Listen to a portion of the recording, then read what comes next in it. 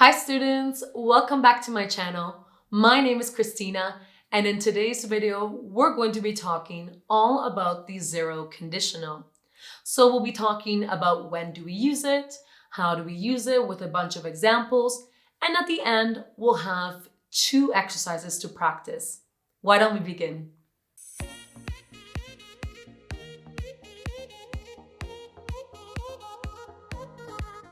Now we make the zero conditional sentence with 2 present simple verbs.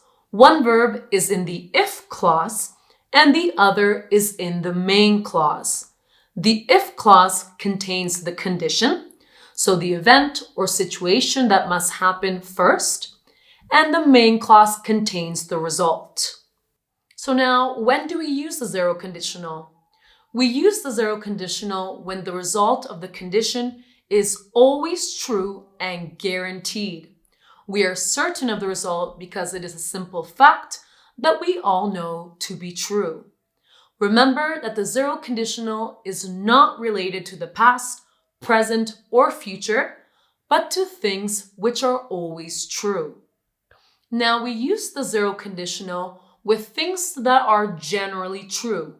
For example, if you eat too much junk food, you get fat. So this is something that we all know is true, something that we're all certain of. So here we would use the zero condition. If you take a look, if you eat too much junk food, this would be the if clause, or also the condition. And you get fat would be the main clause, or also the result. Now you can also change the order and have the main clause first or result, and then the if clause or condition after. For example, you get fat if you eat too much junk food. Another example would be if you don't brush your teeth, you get cavities. So again, if you don't brush your teeth, this would be the if clause or condition. You get cavities would be the main clause or result. We also use the zero conditional with habits, things you always do in certain situations or conditions. Remember, we're not referring to specific situations, but general situations. For example, I go to the doctor if I get sick. Or if I drink a lot of wine, I get sleepy. Now we also use the zero conditional with scientific facts. And scientific facts, as you may know, are always true, right? Or we tend to believe they're always true. For example, if you heat water to 100 degrees, it boils. This is something we all know. It's a fact. It's a scientific fact. So we would use the zero conditional. Another example would be, if you freeze water, it turns into ice. Also, if you were to replace the if for when in all of the example sentences, they would still have the same meaning. For example, if you heat water to 100 degrees, it boils. You could also say, when you heat water to 100 degrees, it boils. So here you could use if or when, and the meaning wouldn't change. Now I have for you 2 exercises to practice the zero conditional. In the first exercise, I want you to choose the correct option.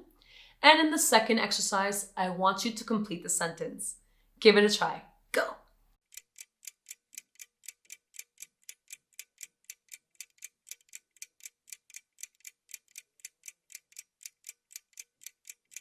Now let's take a look at the answers.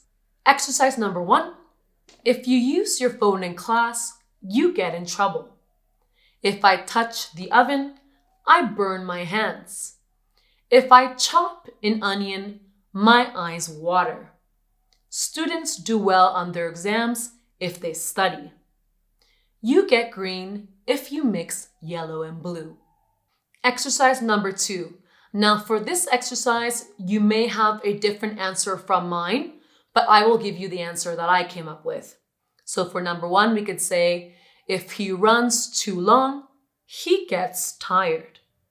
Number 2, I don't fit in my jeans if I gain weight. 3. If the teacher speaks fast, we don't understand her. 4. If I break a leg, I go to emergency. 5. I get a stomachache if I eat too much. All right, students, so we've reached the end of the video. I hope that you were able to learn something about the zero conditional and that you enjoyed today's video. If you would like to see more videos on the conditionals, stay tuned for those in the future. I'll be making one on the first conditional, second conditional, and third conditional as well. So stay tuned for those.